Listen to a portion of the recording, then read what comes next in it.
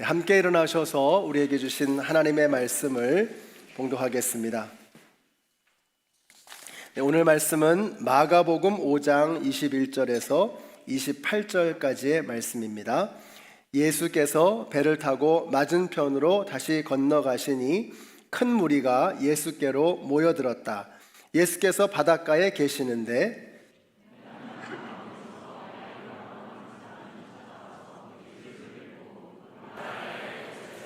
간곡히 청하였다. 내 어린 딸이 죽게 되었습니다. 오셔서 그 아이에게 손을 얹어 고쳐주시고 살려주십시오.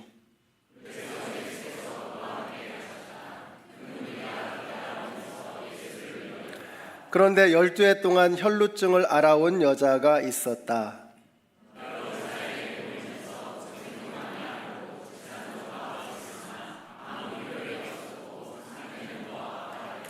이 여자가 예수의 소문을 듣고서 뒤에서 무리 가운데로 끼어 들어와서는 예수의 옷에 손을 대었다. 그 여자는 내가 그의 옷에 손을 대기만 하여도 나을 터인데 하고 생각하고 있었던 것이다. 아멘. 모든 경기에서 후반전이 중요하죠. 그래서 한번 아까 우리 목사님 말씀하신 것처럼 광대뼈를 한껏 치켜 올리시고 우리 옆에 분들에게 이렇게 말씀해 주세요. 후반전이 중요합니다. 말씀해 주세요. 네, 후반전이 중요합니다. 네, 이제부터 후반전이 시작됩니다. 네, 정신 바짝 차리고 후반전을 승리로 이끄시는 여러분들이 되시기를 바랍니다. 자, 오늘 말씀이 이렇게 시작합니다. 예수께서 배를 타고 맞은편으로 다시 건너가셨다. 이 흐름을 좀 보셔야 되는데 이런 겁니다. 예수님께서 갈릴리 서편에서 말씀을 가르치시는데 많은 사람들이 몰려들었습니다. 분위기가 너무 좋았습니다. 근데 갑자기 예수님이 제자들에게 명하십니다. 배를 타고 바다를 건너가라. 자, 제자들이 예수님의 말씀에 순종하여 호수를 건너가다가 풍랑을 만난 것입니다. 자, 그때 예수님은 뭘 하고 계셨나? 배 고물에서 베개를 메고 주무시고 계셨습니다. 예수님께서 성경에서 주무시는 장면이 딱 하나 있는데 바로 이 풍랑 속에서 주무셨다라는 말씀을 드렸습니다. 자, 그러니까 이 풍랑은 우연 아니고 계산착오 아니었고 어쩔 수 없는 재앙이나 불가항력이 아니었습니다. 그것은 히든 커리큘럼이었다.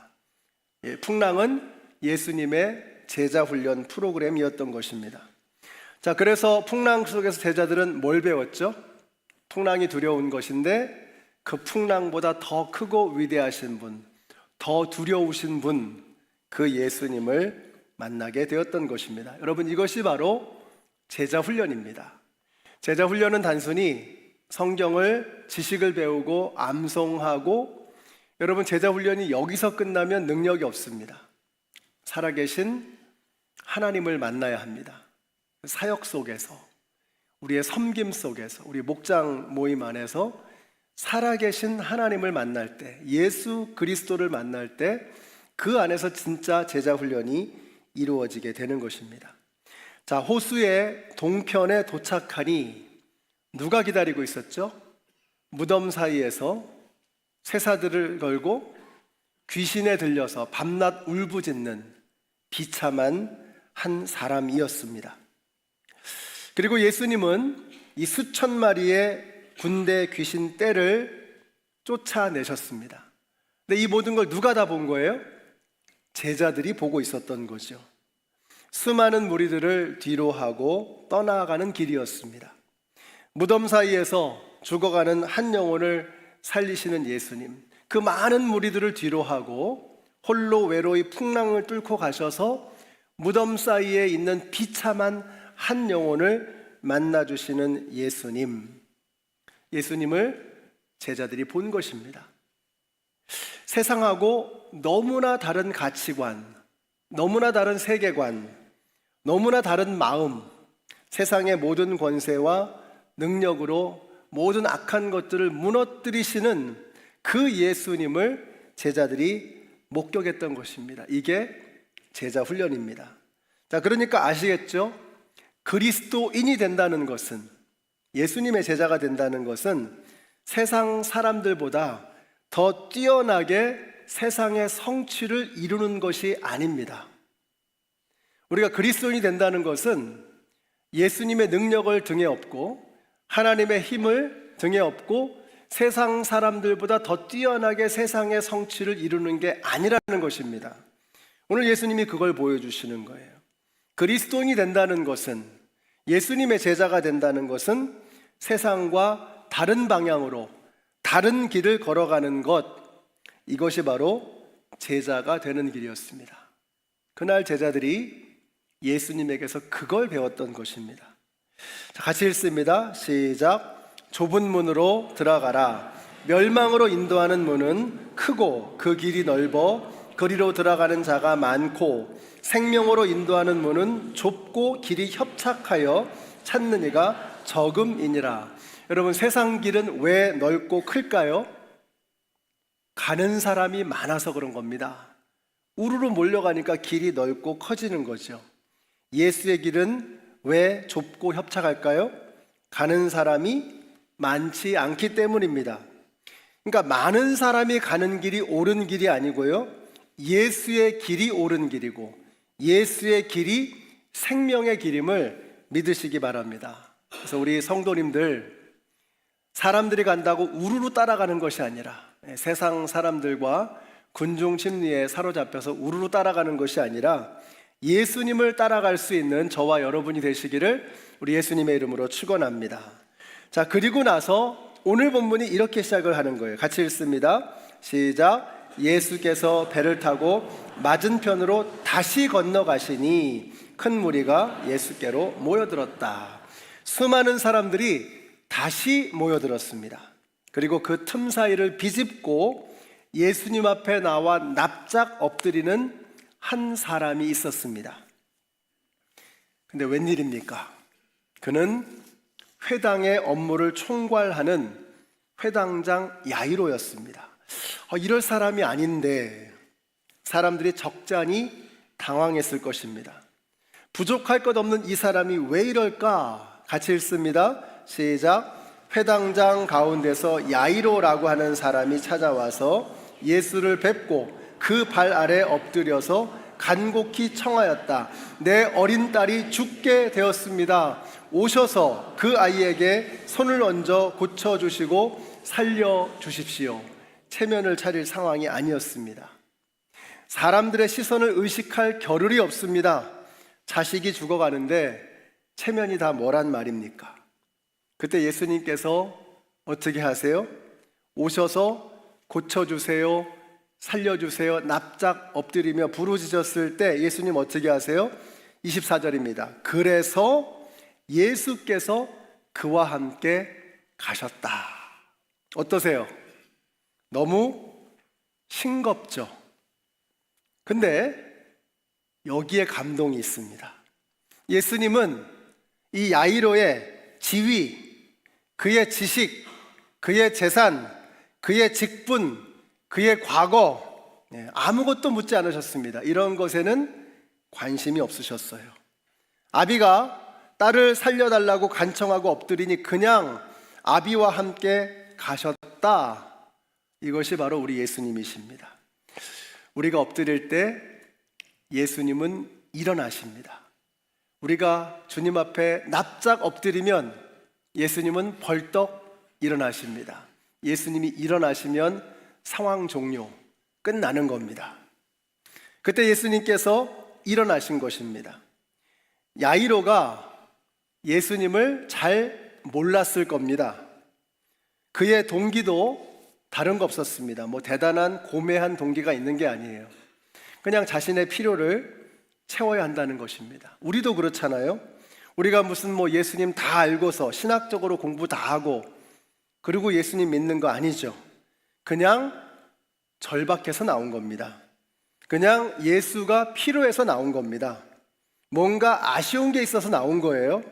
어떤 분은 사람이 그리워서 오신 분도 계시고, 어떤 유학생은 보니까, 우리 옛날에 이제 유학하시던 분들은 보니까 한국 음식이 그리워서 교회 나왔다가 예수님 믿게 된 분도 계신다는 그런 간증을 들었습니다. 어떤 분은 비즈니스가 필요해서 오신 분도 계실 겁니다. 놀라운 것은요, 예수님은 우리가 어떤 동기, 어떤 상태로 오더라도 묻지 않고 품어주신다는 것입니다. 마치 바다가 세상의 모든 물을 다 끌어안듯이 우리 예수님께서 그러세요. 수고하고 무거운 짐진 자들아 다 내게로 오라. 내가 너희를 쉬게 하리라. 오늘 여기 나오신 우리 모든 성도님들이 어떤 동기로 오셨든 상관없습니다.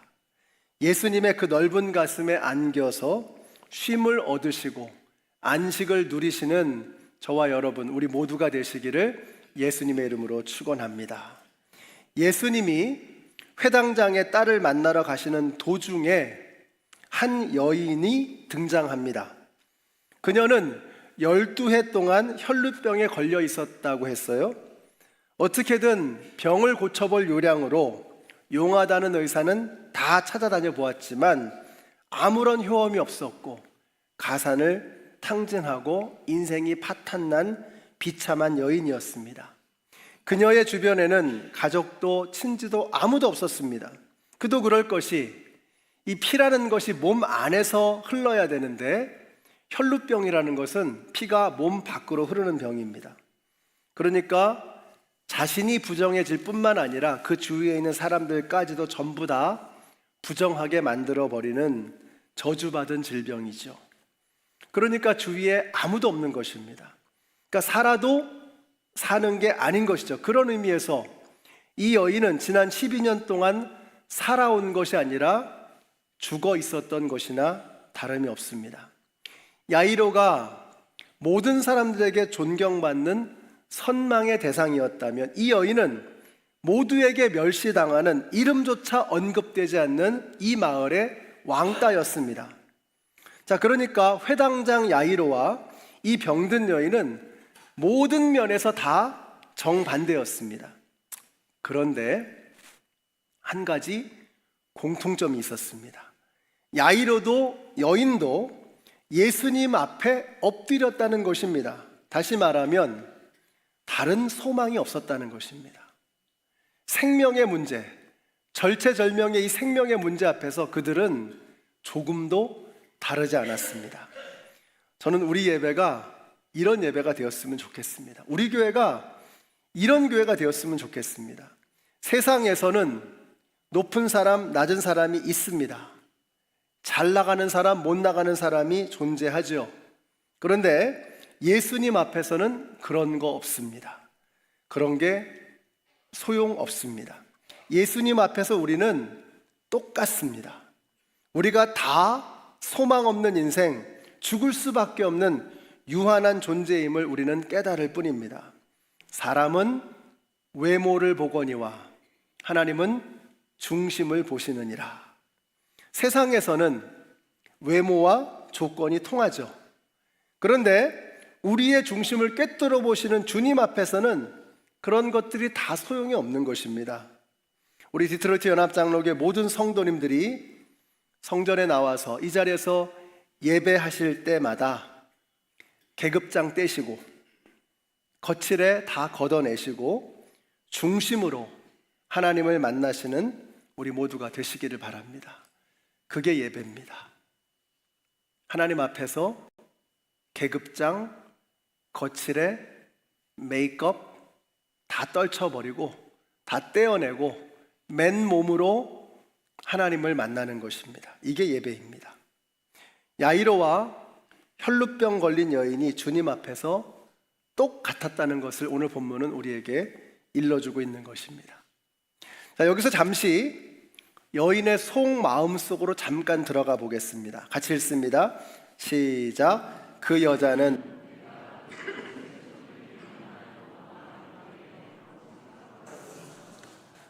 놀라운 생각이었습니다.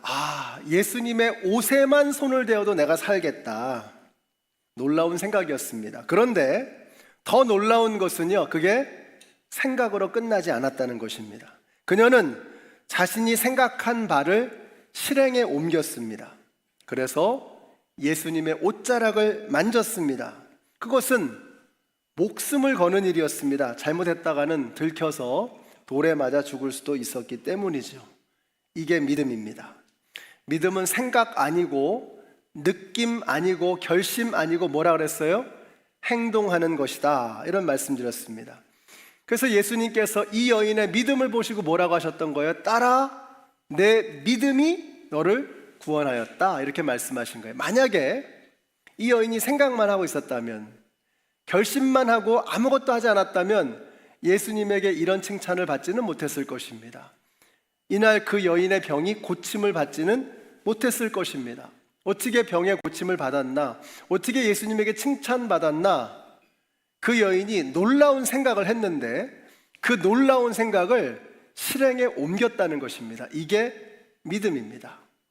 어제 새벽에 이런 말씀을 드렸습니다. 믿음은 가까운 사람에게 보여져야 하고 한 다리 두 다리 건너서 들려져야 한다. 소문이 나야 한다. 이런 말씀을 드렸습니다. 그러니까 말로만 신앙생활하는 게 아니라는 겁니다. 삶으로 우리의 신앙을 나타내는 살아있는 믿음이 되어야 한다는 것입니다.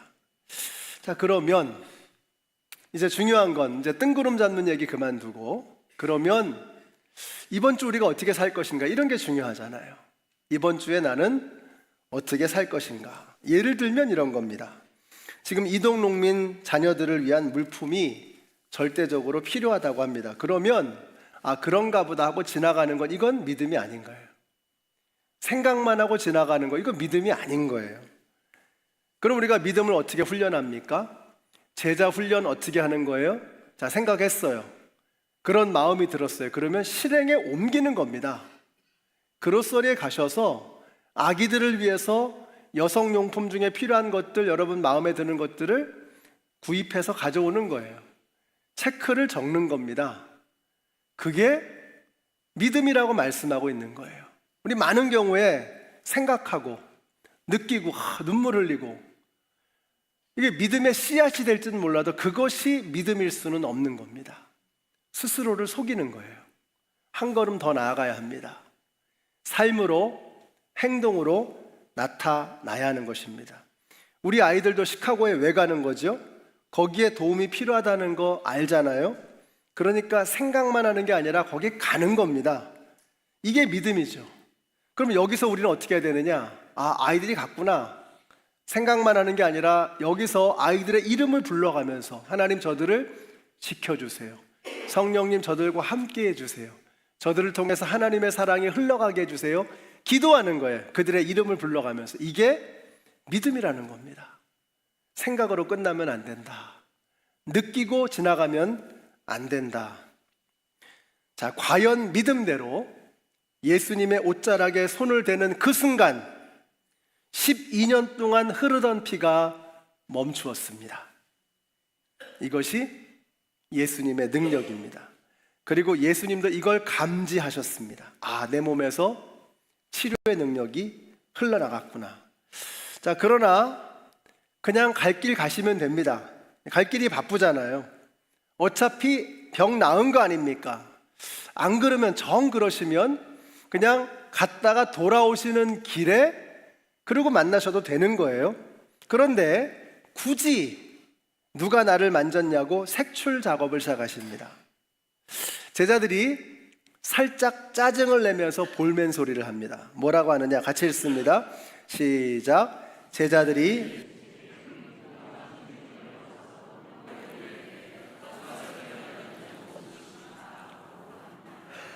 반문하였다. 짜증이 살짝 느껴지시죠? 그런데 짜증 낼만 합니다. 아니, 지금 예수님을 만지는 사람이 한둘이 아닐 텐데, 게다가 지금 회당장의 딸이 죽어가고 있는데, 이렇게 영향력 있는 사람은 스페셜하게 케어해줘야 되는 거잖아요. 그런데 눈치 없는 예수님이 시간을 끌고 계시는 거예요. 이 팽팽한 긴장감 속에서 결국 그 프레셔를 이기지 못하고 여인이 자수합니다. 뻔뻔한 아가는 끝까지 버티다가 끌려 나왔지만 이 여인은 그럴 만한 배포가 없었던 것입니다. 그때 예수님께서 말씀하세요. 같이 읽습니다. 시작. 그러자 예수께서 그 여자에게 말씀하셨다. 딸아, 내 믿음이 너를 구원하였다. 안심하고 가거라. 그리고 이 병에서 벗어나서 건강하여라. 여인에게 가장 놀라운 말씀이 무엇이었을까요?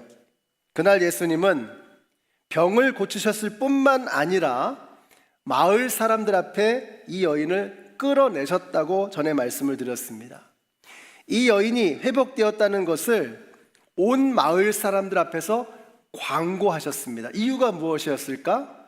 뭐라고 말씀드렸죠? 왜 굳이 병 나았으면 됐지, 굳이 왜 이 여인을 끌어내서 모든 마을 사람들 앞에서 광고를 하시는 것입니까? 이 여인이 나았다고. 이 여인은 지난 12년 동안 공동체에서 제외되어졌습니다. 살아있었지만 공동체를 잃어버린 채 죽은 사람처럼 투명인간 취급받았던 그런 사람이죠. 예수님께서는 그날 이 여인에게 공동체를 회복시켜 주기를 원하셨던 것이다, 이런 말씀을 드렸습니다. 근데 오늘 이 말씀을 묵상하면서 다시 한 가지가 더 깨달아졌습니다. 지난 12년 동안 이 여인이 혈루병에 걸려 있었다는 그 말은 지난 12년 동안 이 여인이 예배를 드릴 수 없었다는 뜻이었습니다. 회당에 가서 말씀을 들을 수도 없었고 성전에 가서 기도도 할 수 없었습니다. 그러니까 여인의 입장에서 보면 이 여인은 마을 사람에게만 버림받은 것이 아니고 하나님에게 버림받은, 저주받은 인생이었습니다. 근데 오늘 예수님이 말씀하십니다. 딸아, 내 믿음이 너를 구원하였다. 안심하고 가거라. 이 병에서 벗어나 건강하여라. 이제부터 행복한 인생을 다시 시작하여라. 이 말은 하나님과의 관계가 회복되어졌다는 뜻입니다. 딸아, 내 믿음이 너를 구원하였다. 이 말씀은 하나님과의 관계가 다시 회복되어졌다는 뜻입니다. 이제 이 여인은 다시 회당에 나아가서 말씀을 들을 수 있게 되었습니다. 다시 성전에 나아가서 기도할 수 있게 되었어요. 예배를 드릴 수 있게 된 것입니다. 하나님의 품에 다시 안길 수 있게 된 것입니다. 지난 12년 동안 죽었던 이 여인이 그날 다시 살아 돌아온 것입니다.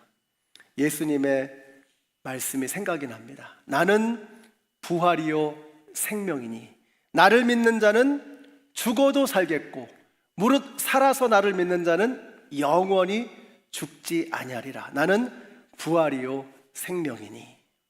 지난 12년 동안 죽었던 여인이 오늘 부활이요 생명 되시는 예수님을 만나게 되므로 다시 살아나게 된 것입니다. 이렇게 훈훈한 분위기 속에서도 초죽음이 되어져 가는 한 사람이 있었죠. 누굴까요? 회당장 야이로였습니다.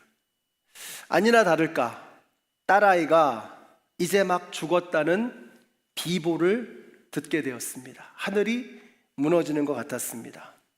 죽으면 끝이잖아요. 딸이 죽은 것입니다. 그때 예수님이 이렇게 말씀하시는 거예요. 아들아, 두려워하지 말고 믿기만 하여라. 이게 아들아라는 말은 없어요. 제가 넣은 건데 이 말씀 묵상하면 그냥 들려요. 딸아, 내 믿음이 너를 구원하였다. 그리고 고개를 탁 돌려서 야이로에게 말씀하시는 거예요. 아들아, 두려워하지 말고 믿기만 하여라. 여러분, 두려움의 대상은 무엇입니까? 딸의 죽음입니다. 죽었다는 현실입니다. 그 현상이 두려운 것이죠. 그러니까 두려움의 대상은 항상 그래요. 현상입니다. 근데 믿기만 하여라. 믿음의 대상은 무엇입니까? 예수 그리스도. 그러니까 이 말은 뭐예요? 아들아, 두려워하지 말고 믿기만 하여라. 이 말씀 뭐예요? 너의 시선을 현상에 두지 말고 현상에 꽂혀 있는 너의 시선을 들어서 믿음의 주요 온전케 하신 이인 예수를 바라보라고 말씀하고 계시는 거예요. 지금 야이로는 뭐만 생각하고 있어요? 딸이 죽은 것만 생각하고 있는 거예요. 끝났단 말이죠. 죽으면 끝이잖아요. 두려워하지 말라는 것입니다. 현상에 시선이 집중되어져 있는 너의 이 시선이 거기서 끝나면 안 된다는 거예요. 그 고개를 들어서 예수를 바라보라. 두려워하지 말고 믿기만 하여라. 이렇게 말씀하고 있는 것입니다. 이것이 바로 오늘 저와 여러분의 문제 아닙니까? 우리 자꾸 현상만 보는 거예요. 현상만. 현상 보면 어때요? 암담하죠. 두렵죠. 떨리죠. 내 힘으로 안 되는데, 내 능력으로 안 되는데. 오늘 주님께서 저와 여러분에게 말씀하시는 거예요. 아들아, 딸아, 두려워하지 말고, 현상에만 목매지 말고, 현상에만 집중하지 말고 예수를 바라보라고, 믿기만 하라고 우리에게 말씀하고 계시는 것입니다. 바로 이 말씀은 저와 여러분에게 주시는 말씀이에요. 아들아, 두려워하지 말고 믿기만 하여라. 사랑하는 성도 여러분, 자꾸 현상에만, 우리의 눈으로 바라보는 이 상황에만 집중하는 그런 우리의 상황을 우리가 바꿔야 됩니다. 일주일 내내 우리는 그렇게 살아왔어요. 현상에만 집중하는 겁니다. 눈에 보이는 것만 바라보면서 하는 거예요. 예배가 무엇입니까, 여러분? 예배가 뭐예요? 우리가 주일날 와서 여기서 해야 되는 일이 뭐예요? 두려워하지 말고, 너를 지금 사방을 둘러싸고 있는 그 상황에 두려워 떨지 말고 고개를 들어 하늘을 바라보라는 것입니다. 고개를 들어 예수를 바라보라는 거예요. 여러분이 매 주일마다 오셔서 두려움에 더 이상 떨지 마시고 예수를 바라보시는 저와 여러분이 되시기를 바랍니다. 한번 따라해 주세요. 현상에서 눈을 떼고 예수를 바라보자. 현상에서 눈을 떼고 예수를 바라보자. 예수를 바라보자. 네, 그러면 사는 것입니다. 사람들이 울며 통곡했습니다. 야이로의 집에 도착하니까 사람들이 애곡을 하며 통곡을 하고 있는 거예요. 마태복음에 보니까요, 피리 부는 사람까지 고용을 해서 그 사람들이 피리를 불고 있는 거예요. 죽었다는 거예요. 확실히 죽었다는 것을 보여주고 있는 모든 상황, 이 모든 상황이 확실히 죽었다, 이제는 끝났다라고 하는 것을 노래하고 있는 거죠. 그때 예수님께서 어떻게 하세요? 손을 내밀어서 죽은 소녀의 손을 잡더니 이렇게 말씀하십니다. 탈리타 쿰. 탈리타 하면 소녀, 소녀야 쿰, 일어나라, 이렇게 말씀을 하시는 거예요. 자, 그러자 어떻게 돼요? 같이 읽습니다. 시작. 그러자 소녀는 곧 일어나서 걸어다녔다. 소녀의 나이는 12살이었다. 사람들은 크게 놀랐다. 예수님의 손을 잡으면 놀라운 일이 일어나는 것을 믿으시기 바랍니다. 오늘 이게 우리에게 주시는 말씀이에요. 예수님의 손을 잡으면, 예수님이 잡아주시면, 예수님과 터치되어지면 놀라운 일이 일어난다는 거예요. 죽어있는 여러분에게 예수님께서 오늘 손을 내밀어 주실 것을 믿으시기 바랍니다. 죽어가는 여러분이 목숨을 걸고 혈루병 걸린 그 여인처럼 예수를 붙잡으면 다시 살게 될 것을 믿으시기 바랍니다. 오늘 말씀의 구조를요, 샌드위치 구조라고 합니다. 중간에 혈루병 걸린 여인의 이야기가 나오죠. 근데 그 앞에 야이로의 딸 이야기가 나오고 끝날 때 야이로의 딸 이야기가 나오는 거예요. 햄버거 같이. 햄버거 번 사이에 페리가 있잖아요. 자, 이게 샌드위치 구조라는 겁니다. 자, 샌드위치를 따로 먹으면 맛이 없죠. 같이 먹어야 맛있는 겁니다. 샌드위치 구조는 그런 거예요. 그 앞에 나오는 이야기와 그 가운데 있는 이야기, 뒤에 있는 이야기를 통으로 같이 먹어야 된다는 겁니다. 같이 이해해야 된다는 거예요. 그래서 마태, 마가, 누가복음에는 공히 세 복음서에서 모두 이 두 이야기를 같이 연결하고 있어요. 그 말은 뭐죠? 이 두 이야기는 서로 뗄 수 없는 이야기의 내용을 가지고 있다는 것입니다. 자, 그래서 오늘 설교의 제목을 이렇게 정했어요. 12살짜리와 12회짜리라고 정했습니다. 그러니까 12살에 죽은 아이와 12해 동안 죽었던 여인의 이야기라는 뜻입니다.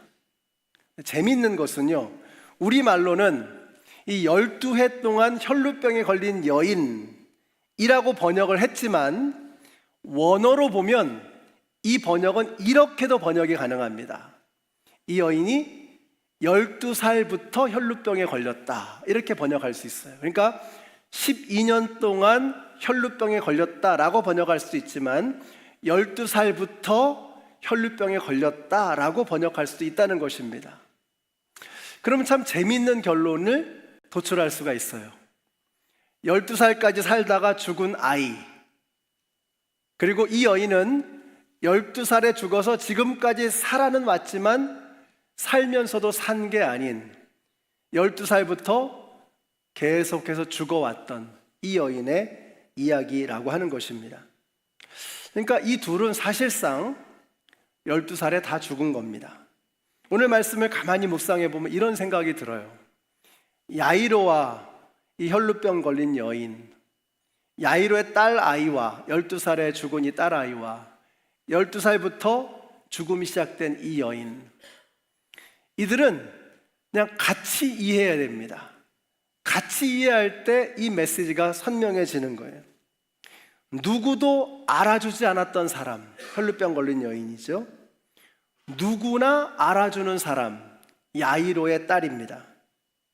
살아있는지 죽었는지 사람들은 관심조차 없었던 사람, 혈루병 걸린 여인이죠. 누가 봐도 죽은 사람, 애곡을 하고 피리를 불고 난리가 아니었잖아요.